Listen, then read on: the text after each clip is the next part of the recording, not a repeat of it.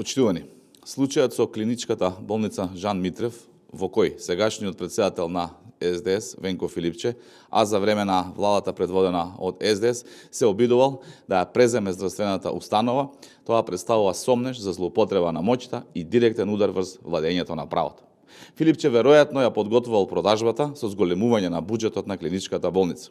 Според информации до кои дојде ВМРО ДПМН, оваа клиничка болница има најдобар буџет токму за време на владата на СДС, поточно кога Венко Филипче бил власт. Што велат бројките? За 2015 година буџетот е 361 милион и 600 илјади денари. Истиот се зголемува во 2017 година на 406 милиони и 600 илјади денари, а во 2018 година повторно се зголемува на 457 милиони денари. Во 2019 година има уште едно поголемо зголемување или 612 милиони денари, за во 2020 година достигна 682 милиони денари или скоро 11 милиони евра. Еве ги податоците и за наредните години. За 2021 година 602 милиони денари, за 2022 година повторно 602 милиони денари, за 2023 година околу 548 милиони денари, за 2024 година околу 515 милиони денари, а во 2025 година или минатата година тој е намален на 479 милиони 883 илјади денари. Бројките се повеќе од јасни. Филипче правил огромен прилив на средства кон клиничката болница Жан Митрев. Замислете, сето ова го правил човек кој требало да ја креира здравствената политика и кој бил директно одговорен за функционирањето на здравствениот систем.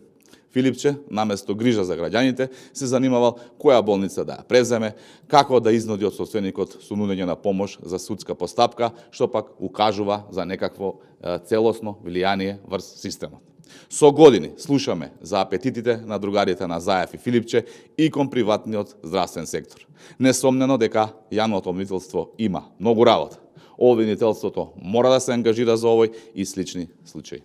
Ви благодарам, доколку имате прашања, повелете. Мој прашање е околу најавената средба меѓу премиерот Мицкоски и лидерот на ДУИ Али Ахмети. Таа беше договорена на лидерската средба. Имате ли информации кога таа ќе се одржи и околу тоа што ќе биде расправано на таа средба? Нормално е претставители на политички партии, тоа е дел од нивната работа да се среќаваат, меѓутоа конкретно за оваа средба се уште нема официјални информации кога би се случила и за што би се расправала.